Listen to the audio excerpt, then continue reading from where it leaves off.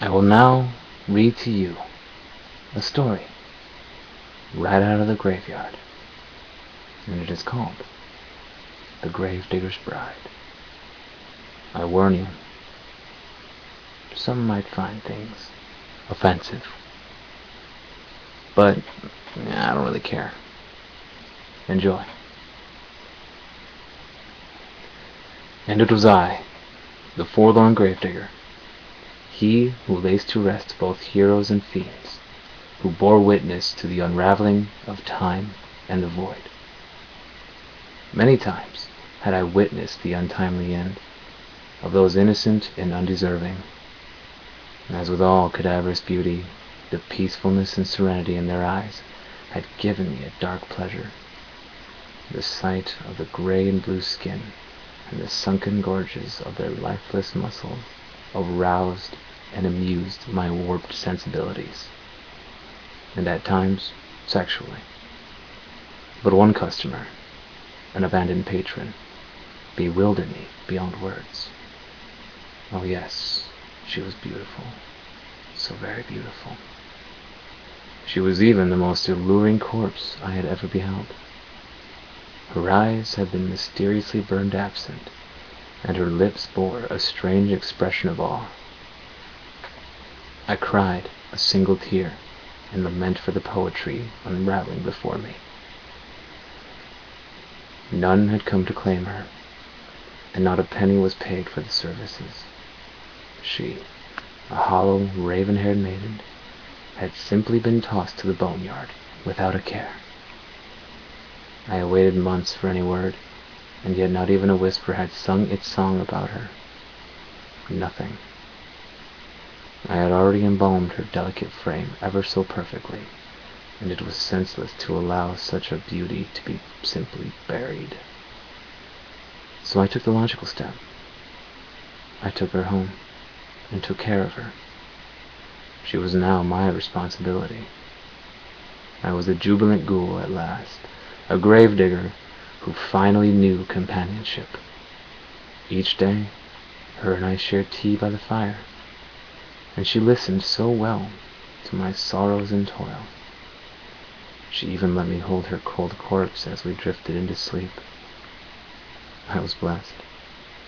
I now had my love, a truly perfect lady who looked like no other.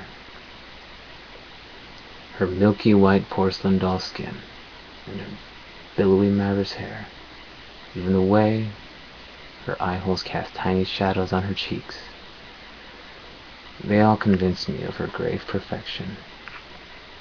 And the silence, my favorite sound, was all I had ever heard from her. I was living in a necrotic paradise with my one true love, my nameless bride. Oh yes, her and I were wed under the same full moon that had graced our first encounter, and the ring had fit ever so perfectly on her bony finger. Even the audience, the gravestone guests, were perfectly behaved as I embraced my lifeless lover. It was perfect. I had my bride, my dearest friends, and my future all come together in the black cemetery that I had known so well. But even more incredible than the ceremony was the first kiss. Her cold, blue lips tasted of death, embalming fluid, and bliss. So much bliss. Time passed along in its usual slumped manner, and her beauty had remained amaranthian. The sex was still satisfying, and the romance remained ever passionate.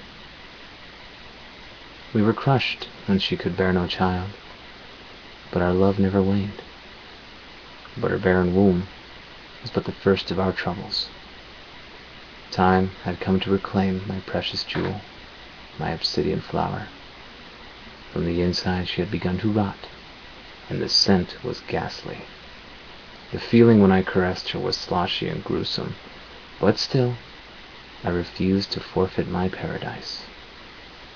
Until, that is, I experienced an epiphany.